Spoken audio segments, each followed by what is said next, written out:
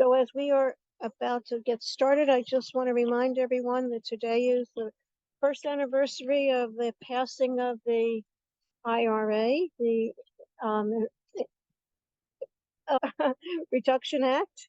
I like to call it the beginning of the clean air, transition to clean air and energy. And for me, it was a real incredible game changer in terms of everything. So welcome, everyone. I'm Phyllis Blumberg, and we've been having these meetings for over 2 years. And to me, this is a very special day, 1-year anniversary, since personally, I thought that we were going to make a difference. We would actually be able to meet our goals.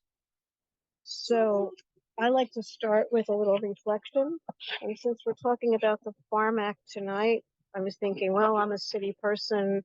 I really have never really been on a farm. What's my connection to a farm? Obviously, food. And I thought about composting, because that's part of what regenerative farmers were using. So I'm thinking about, by recycling and composting what we're able to do, we can apply a spiritual connection to the work of our hands and the way we care for resources. This whole movement is dedicated to a farm to table, focused on being aware and appreciating where our food comes from. This window into the cycle challenges us to see the experience of food in its largest circle and to take responsibility after we eat for getting back to the farm. So turn it, and everything is in it. As we search for meaning within everything we do. As we consume food, we work not just to appreciate the source of our food, but to invest awareness and action into the full cycle of food. That's what we do. I have a cap on the truck that we can. And when we eat, what we can return to the earth to honor our past and enrich our future.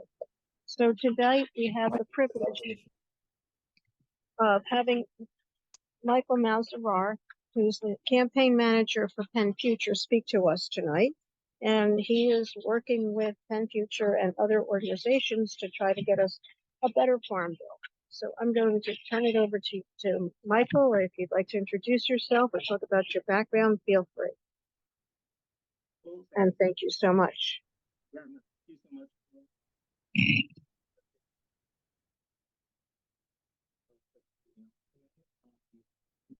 Michael Mehrazar, and campaign manager from Washington with Penn Future. And let me make sure that this is on the slideshow. Sorry. Perfect. Okay, cool. So I'm here tonight to talk about the Farm Bill, and I was given 10 to 15 minutes, which is a lot. It's not that much time for an extremely wonky, comprehensive bill. So I'm going to do my best to try to explain the what, when, where, why, and where we go from here of the bill. But just be aware that there's going to be a lot of trends, and I'll do my best to share slides after. So if you want to reference it as a reference. Also, Farm Bill is very complicated, and so when during the Q&A section, which I'm really looking forward to, there might be something you ask I don't know. So just be aware of that, and I'll make sure to get you the answer as soon as I can. But with that, let's get started. So real quick introduction to Penn Future. Penn Future is a statewide environmental advocacy group, works and has offices throughout the state, including Harrisburg, Dilley, Pittsburgh, Erie, and Stroudsburg up in Northeast. Penn Future is the state affiliate of the National Wildlife Federation and has a strategic partnership with conservation owners. I wonder if you could speak a little louder, please. Oh, sorry about that. So yeah, Penn Future is the state affiliate of the National Wildlife Federation, and they have a strategic partnership with conservation voters of Pennsylvania. Penn Future has a lot of different focuses. I won't go too much into it, but we have a legal team, we have a policy and team that does white papers and has a lobbyist, and then we have an outreach team that works with other organizations and the general public. So just a little bit of background on Penn Future. So what is the Farm Bill and where does it come from? So the Farm Bill is an extremely large federal bill that every 5 years must be reauthorized and helps um, set the agriculture and food policies in the United States. When I always like to see where things come from, so just a little bit of history. It really came about because there were some struggles with farming, and a lot of folks when they talk about the Farm Bill, they start with the Great Depression, but it actually goes a little bit before that. During World War I, there was grain shortages um, in Europe because of the war and then later the Russian Revolution. And so that meant that United States farmers had an opportunity to make a lot of grain and benefit from that shortage. And while that was a positive thing for farmers in the short term, long term, it actually led to a glut in grain production. And that put a lot of financial strain on farmers, including farmers having to take out loans, mortgages, which when we lead to the Great Depression became a huge problem. A lot of farmers were over leveraged because of this grain production. And so the market crash in 1929 and the Great Depression really hit farmers extraordinarily difficult. And to compound on that, there was Dust Bowl. And the Dust Bowl was dust and droughts that were caused throughout the 1930s, caused with a mix of natural causes, but also artificial causes due to prevalent farming techniques at the time. So this bad mix led to some New Deal legislation that was not intended at the time to be a farm bill, quote unquote, but ultimately became the farm bill we know today. And it consisted of three main components. One was economic stability for farmers, making sure that farmers that were struggling financially had some basic security and farm income, and that was the Agricultural Adjustment Act. Then there was a Conservation Act. This was directly in response to the Dust Bowl, and it was the Soil Conservation Act 1935. And then Feeding Americans, essentially food for the that was the Food Stamp Program of 1939, which is now known as the SNAP program. This is, so that was the basic three-leg stool of the Farm Bill, of what later became the Farm Bill, and it's essentially the same three-leg stool that exists today. Things have changed. There's been amendments to all these laws, but this same basic political coalition is what still remains. One way of thinking of it that's very crudely is that it's a coalition of agriculture, rural folks that grow the food, and urban constituencies that eat the food, and that connection, bringing those two together. But in reality, I will say lots of rural areas actually have food deserts and are reliant on SNAP. So that's a little bit of a misnomer, but that is kind of the mythology of the Farm Bill. So over here, we have the budget breakdown. The Farm Bill is divided into 14 different titles, and I'm not going to get into each of them. But if you look to the right, you'll see a pie chart, and you'll see right off the bat that the vast majority of the Farm Bill is taken by Title IV, the nutrition aspect. The nutrition aspect is super important. Like I said, it covers SNAP, which is food assistance, but it also covers training for job requirements, and other things are included in that. The next biggest aspect is the crop insurance. Crop insurance deals with farmers to protect them in case their crops go bad. And there's two key things I'll just mention with that as it applies to conservation. One, as climate change becomes more of an impact on farmers, that crop insurance aspect is really important, and making sure that climate change is accounted for, and that title is really important.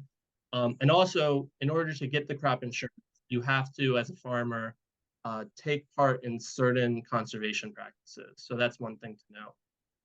Commodities is essentially some subsidies for certain products, but what we're really going to focus on today is Title II, conservation, which is the fourth largest aspect of the Farm Bill. If you look down below, you'll see the cost of the 2018 Farm Bill. That's the most recent Farm Bill we have. And you'll see it costs $428 billion over a 5-year period. The conservation piece is $29.5 billion of that portion. Just a little note, sometimes you'll see in the news media, Farm Bill quoted at a 10-year period. The reason for that is the Congressional Budget Office, or the CBO, they measure all bills on a 10-year period. But because the Farm Bill gets reauthorized every 5 years, what really matters is the 5 years. So that's the numbers I tried to stick to throughout this presentation. Cool. So why should we care about the Farm Bill if we're not farmers or anything like that? There's a number of reasons as environmentalists we should care about it. One of the big things, it's the Farm Bill has a real opportunity to reduce nitrogen runoff. I work at Penn Future with SDJ, so that's the aspect I'm most familiar with. But excess nitrogen pollution from farmland leads to algae blooms, and those can cause starvation of the waterways of oxygen and can kill aquatic species. In the upper right, you'll see what an algae bloom looks like. And this is a huge issue throughout all our waterways here in the bay. And Pennsylvania specifically, it's a huge issue where Pennsylvania farms contribute 55%, 55% of the nitrogen pollution reduction targets come straight from Pennsylvania farms. So having Farm Bill programs that I'll talk about in a minute can help reduce that and be an incredibly important part. Another thing, I know we're here to talk about climate change primarily. 10% of the US greenhouse gas emissions come from the agriculture. Over to the right, lower right, is a pie chart that comes from EPA's website that kind of breaks down each industry, what percentage of greenhouse gas emissions they contribute. And so we can see that agriculture is a substantial portion of that, of course. That largely comes from livestock, particularly cows, and agriculture soil practices that are not absorbing carbon. And it's important to note that land areas can act as a sink, which absorbs carbon pollution from the atmosphere, what we'd like to see, but it can also be a source of greenhouse gases. What really determines that is what practices the farmers use on their farms. And as you'll see in a minute, the Farm Bill conservation title is all about incentivizing farmers to do practices that reduce environmental harm. Also, Pennsylvania is largely an agriculture state. It's a big part of our economy, 4%, which is 4 times national average. But even more than that, it plays an incredible important part of our cultural heritage, particularly for many regions of the state. And Pennsylvania is unique among a lot of agriculture states in that it has a relatively large number of smaller farms. The average of 130 acres per farm compared to the national average of 446 per farm. One of the things we'd really like to see in the Farm Bill is making sure that a lot of these programs are more accessible for smaller farms. And that's a thing that would benefit Pennsylvania. And then final thing is federal conservation programs like those in the Farm Bill complement Pennsylvania-based conservation programs. And so the more that we can get from a strong, environmentally friendly Farm Bill, the less we have to rely on Pennsylvania to do that. So I talked a little bit about this, best management practices, or BMPs. If you're not a farmer, and I'll admit very freely, I am not a farmer, it may be hard to visualize what are we actually talking about that we'd like to see farmers do. So these are examples of just a few of them. There's obviously a lot more, but I'll just talk about them. And you'll notice that they're divided into working land and land retirement. The difference is working land means that the farm is still being farmed, that the farmer's still growing a crop or producing livestock. Land retirement, on the other hand, is usually when there is marginal land that doesn't grow well, and the farmer voluntarily chooses to retire it and put grasslands or forests, and we'll talk a little bit about that. But let's start with the working land practices. So no-till farming.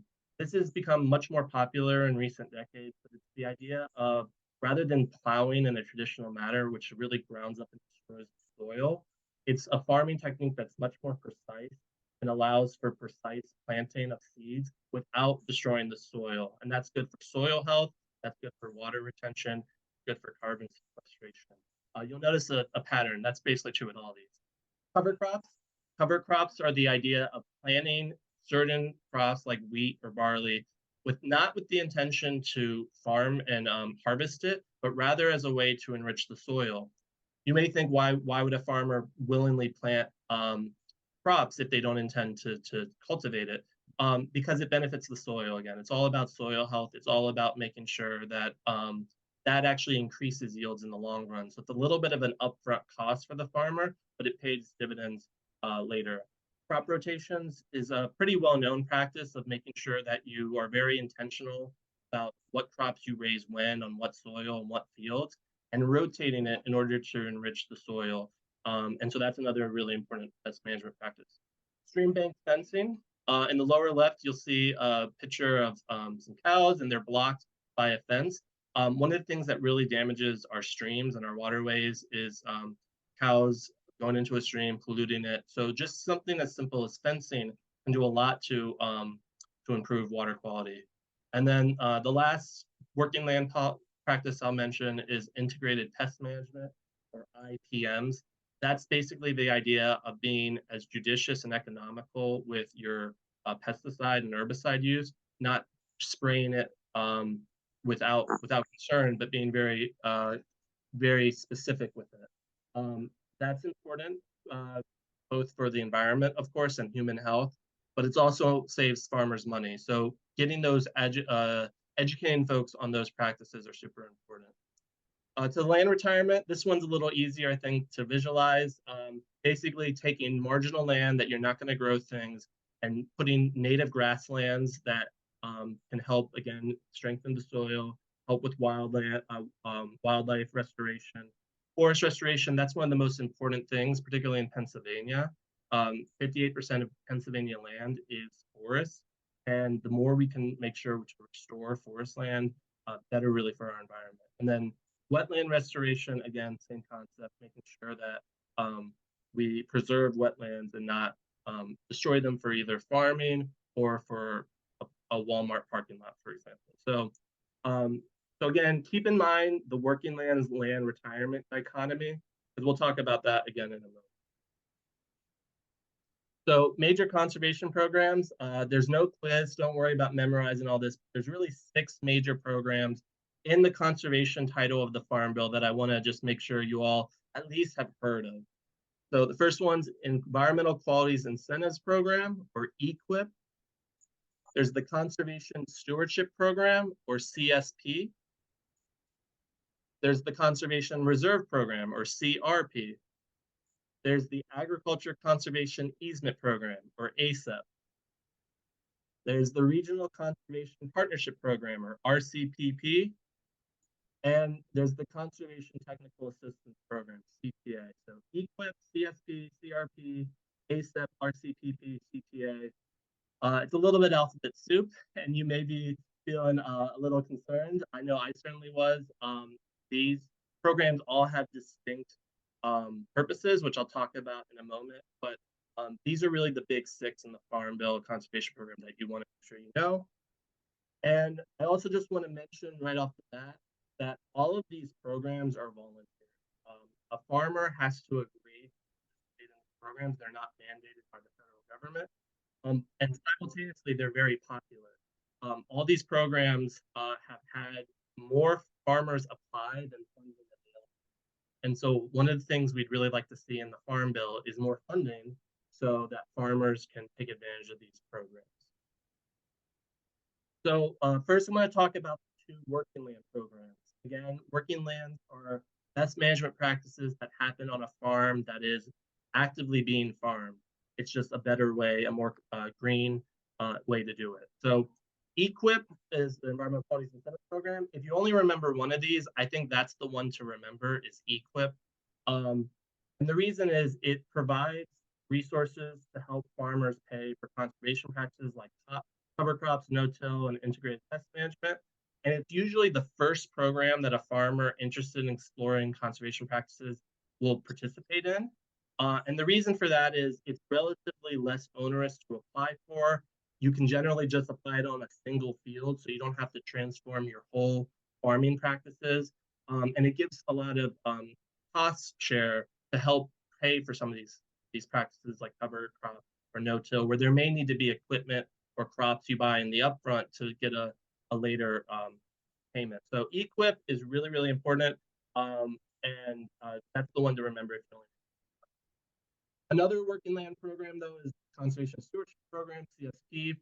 That's essentially, I think of as the second step. If a farmer takes conservation really seriously, then they can apply for the Conservation Stewardship Program, and they work with someone from the United States Department of Agriculture, and they figure out a conservation plan, generally for the entire farm, for a 5-year contract.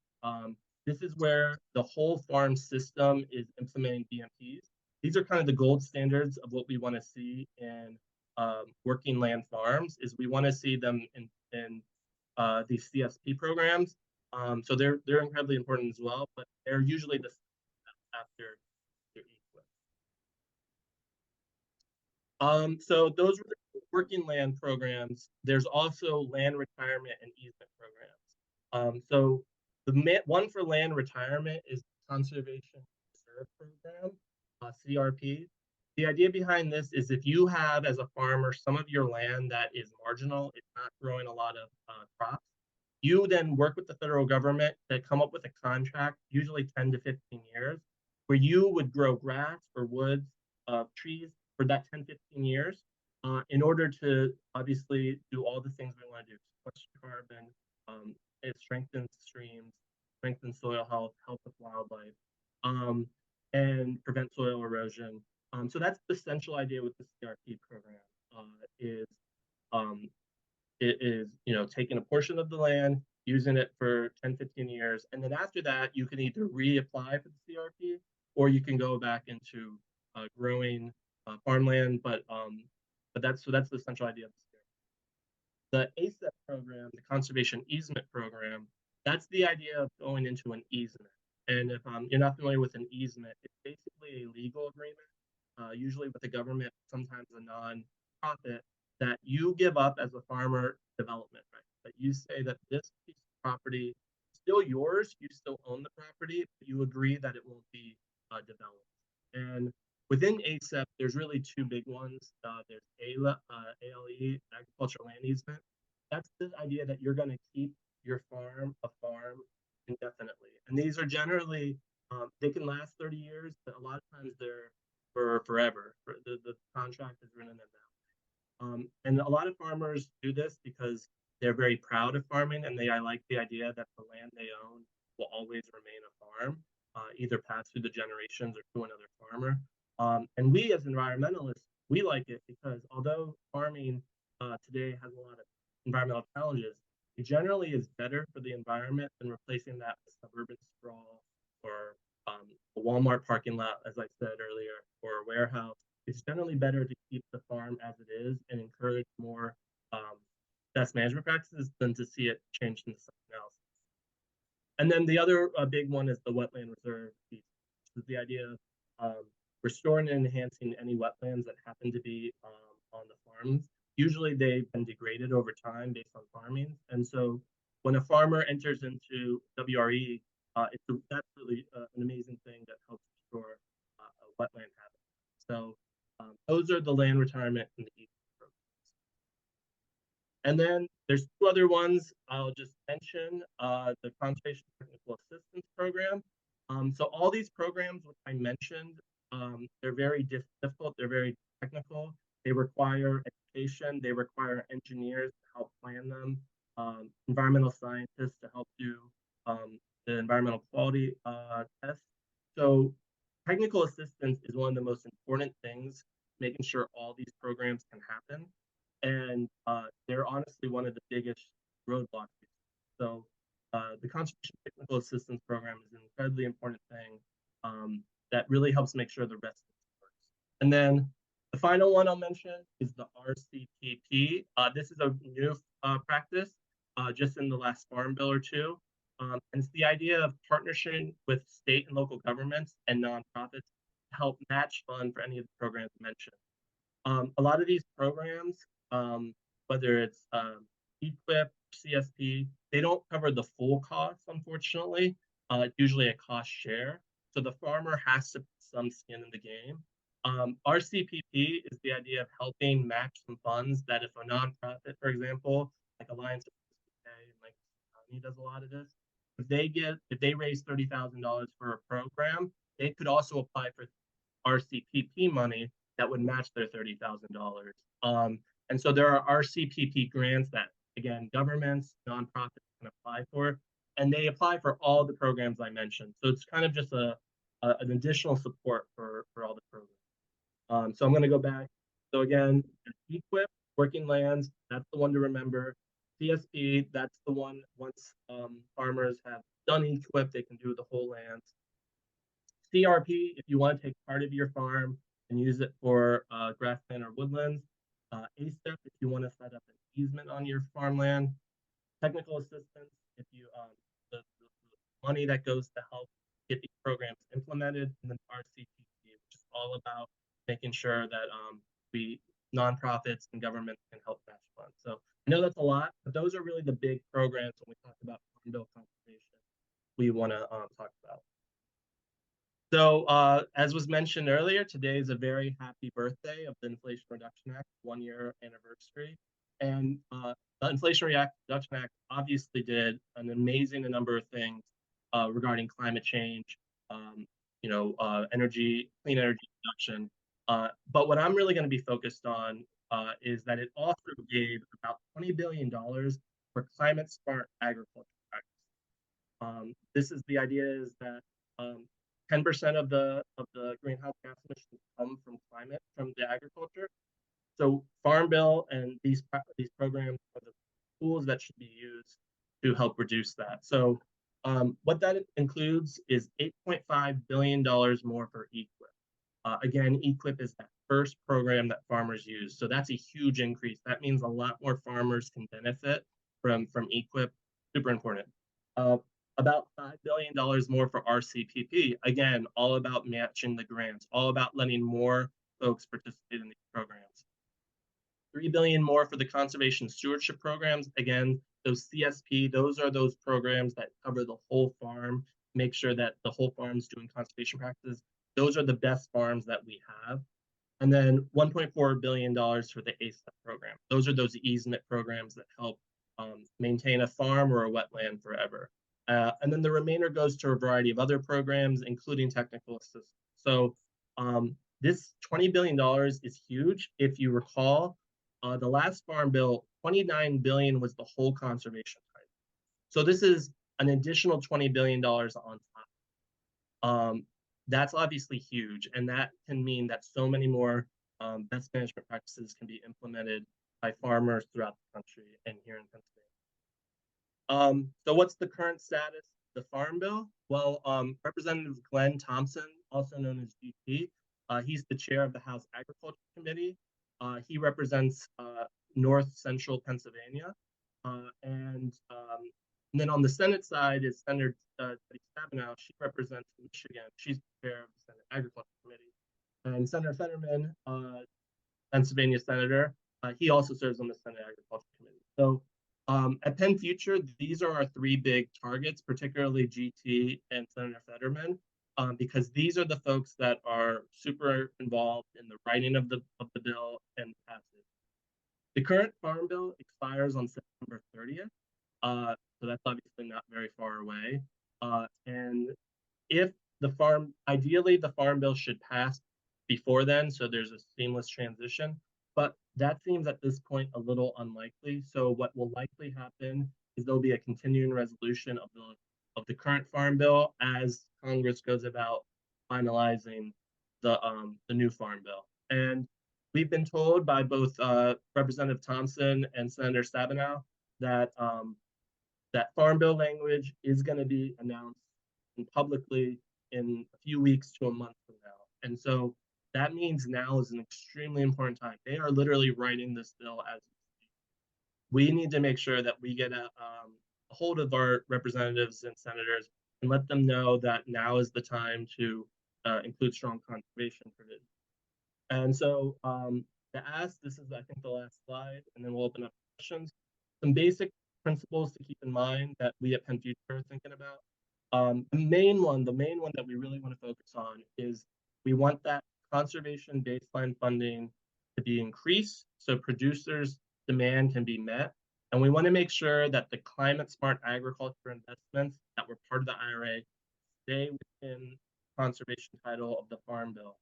There's some talk about moving that IRA money to other parts of the Farm Bill, which is not what we need. That IRA money was passed in order to reduce greenhouse gas emissions, and we need to make sure it stays. Another important thing is we want to make sure that there's improvements in the equity of conservation program funds and technical assistance. Unfortunately, these programs have had a history of favoring larger farms and neglecting farmers of color and newer farms and younger farmers. And so there are bills and fixes to make sure that these programs are not just swallowed up by the largest and the well-connected, but by everyone.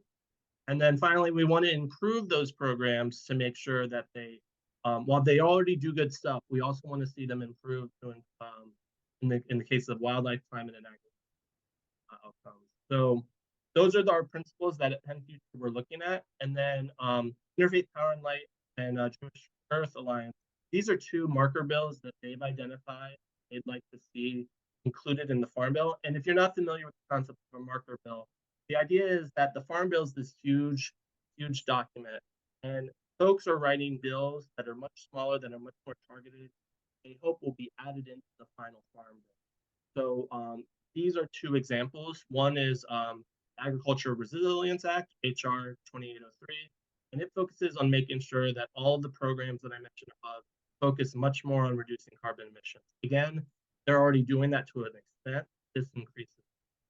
And then the final one is the EQIP Improvement Act. This is Senate Bill 658. And the idea by this is to make EQIP available for more farmers, smaller farmers, farmers of color.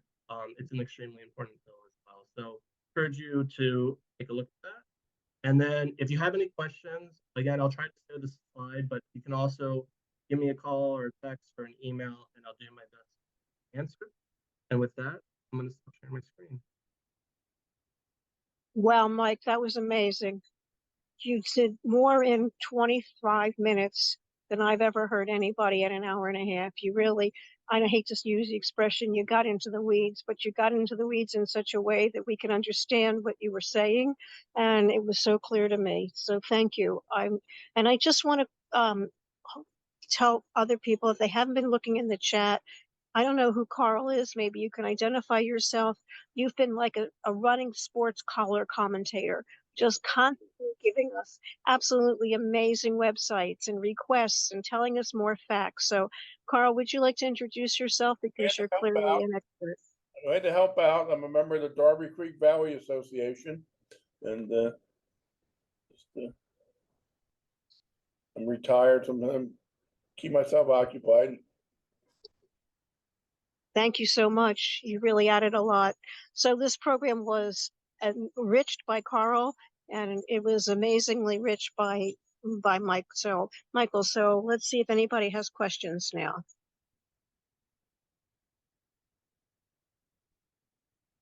And then Renica is going to handle the questions because I'm on a telephone and I can't see everybody. Yeah, Helga, I see a hand up. Yes, my question is, to what degree does the Farm Bill take into consideration the impact of the way the food is grown on human health? I just read a book that I can highly recommend. It's called What Your Food Ate. And we all know that soils got depleted over the past 100 years, that the nutritional value of foods went down.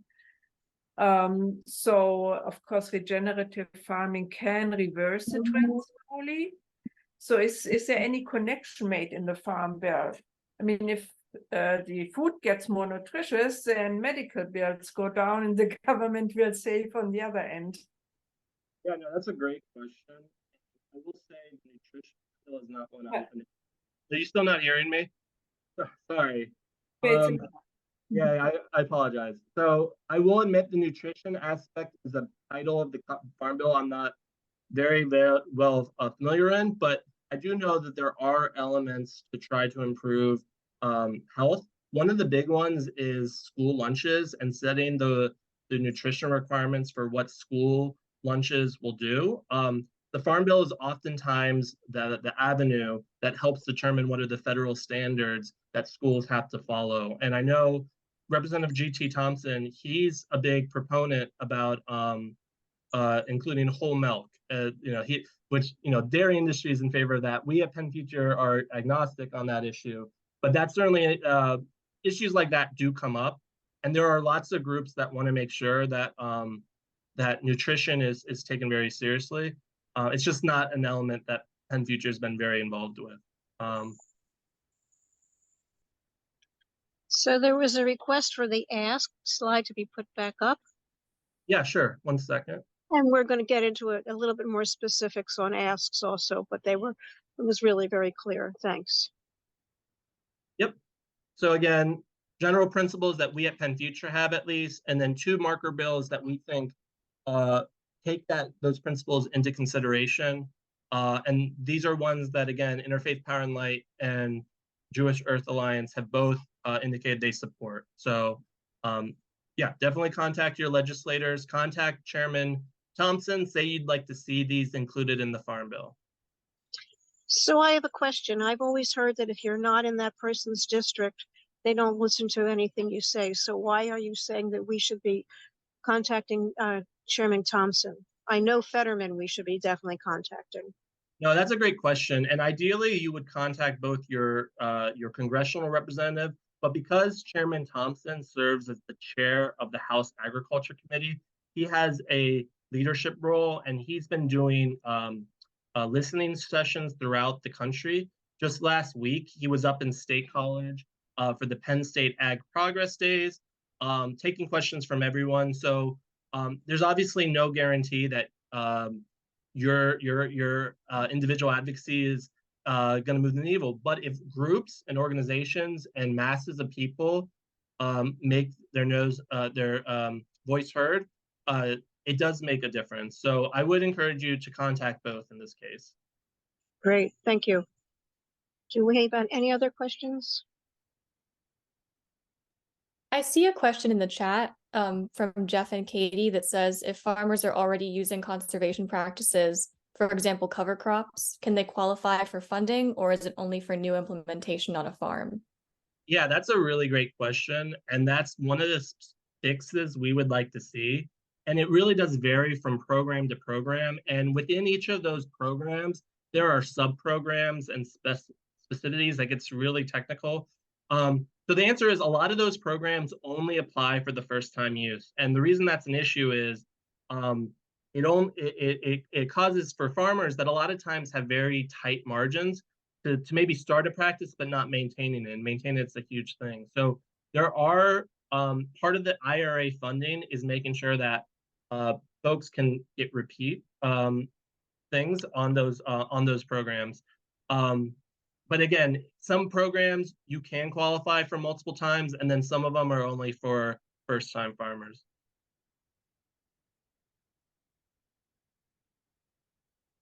Any other questions?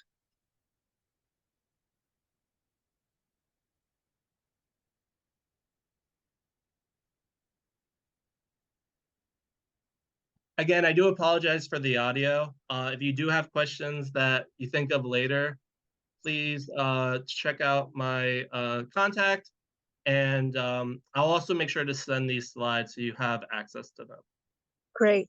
And we sent out a recording of all of our videos, and they're also available on the Pennsylvania IPL website.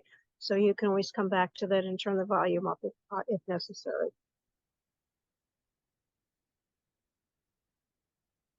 Any other questions or comments that people would like to do before we get into more specifics on the specific advocacy for tonight?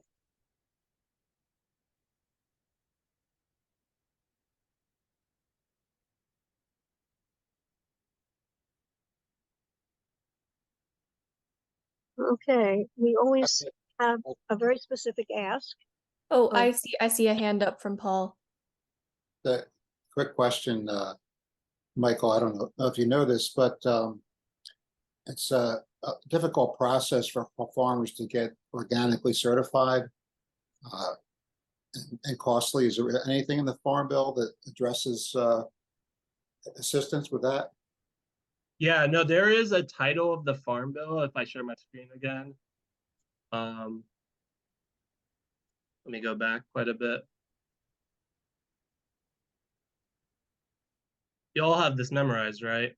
Oh, of course. So yeah, I'll pass the test afterwards. yeah, exactly. So Title 10 deals with organic agriculture. And again, that's not a title I'm very familiar with.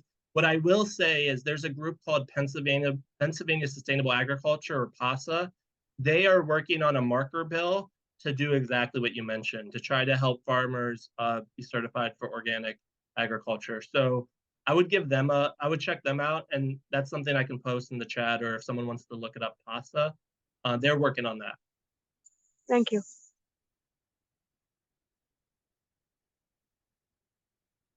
Any further questions? Okay.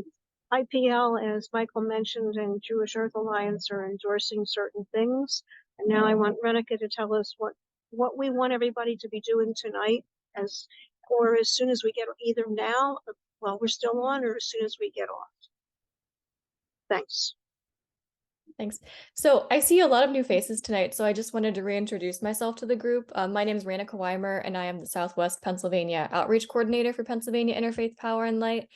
You'll often see me sitting on these calls, and I'm here to give you an action alert for tonight. So we are just asking that you contact your senator or representative to advocate for these specific parts of the Farm Bill, and also to advocate for your senators or representatives to co-sponsor the Agricultural Resistance Act and the other marker bills, the EQIP. So what we have done for tonight, this sort of a joint effort between myself, our executive director, Katie Ruth at PA IPL, and also Phyllis, we have created a sort of baseline or script for writing or calling your representative to advocate for the Farm Bill. And if you haven't done this before, I actually have a link here that I'm going to drop in the chat where you can plug in your address and find your representative or senator. So it goes all the way from local to federal if you plug in your address there, and that'll give you some contact information. And this script that we've created for you, I will also drop that in the chat, and this will be a Google document that you'll be able to view. So if you have trouble getting the Google document up, also just let me know, and I'm sure we can send it in like a PDF or something in a follow-up. But this is the language that we're asking you to use, or that you can modify and just use as a baseline in order to make this ask to your representative. Yeah, I think that's all I have for you. Phyllis, do you have anything else to elaborate on regarding this? Yeah, I just want to say you can call anytime, day or night. They will take a message. If you've never called before, it's really, really simple. You simply dial either the district number or their Washington, D.C. office, and you just read the script. And you don't have to be particularly articulate or particularly creative, because what the aides do is they count the number of people who are for or against a specific bill or specific act. And it's very important to mention the specifics. Don't just say, I want you to pass the Farm Bill. You know, I want you to ask the specific things that we're doing. You can call at 7:45 tonight, and you will most likely get an answering machine. And sometimes you get a call back, sometimes you get a letter back. Casey's office is phenomenal in terms of writing letters back. Bannerman usually emails you back, and some of the representatives' offices will call you back. So please do it. It's really easy to do, and you can feel like you're doing something very important and advocating for the Farm Bill the way we want it to be passed, not the way major agricultural companies that own thousands and thousands and thousands of acres and are not very interested in regenerative farming, only interested in the bottom line. So questions for people?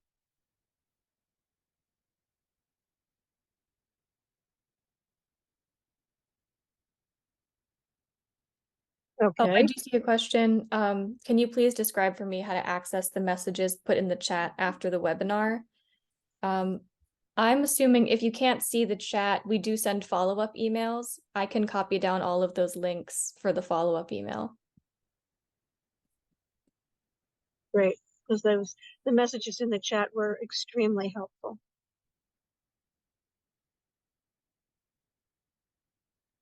Appreciate it, Carl. We didn't even plan that, so good job.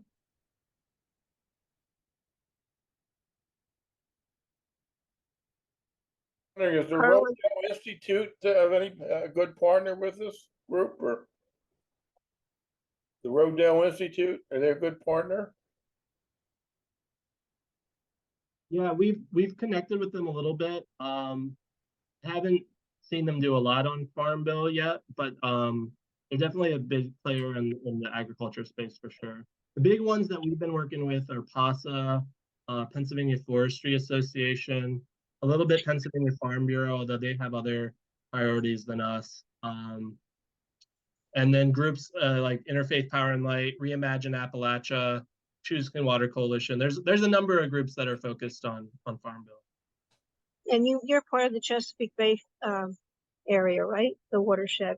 Yeah, I probably should have mentioned I live in Harrisburg, and so my day job is on the Chesapeake Bay, and that's why we are focused on the farm. That's one of the reasons we're focused on the Farm Bill, is because it really helps with the Chesapeake Bay cleanup effort, in addition to all the climate, soil health, all the other aspects.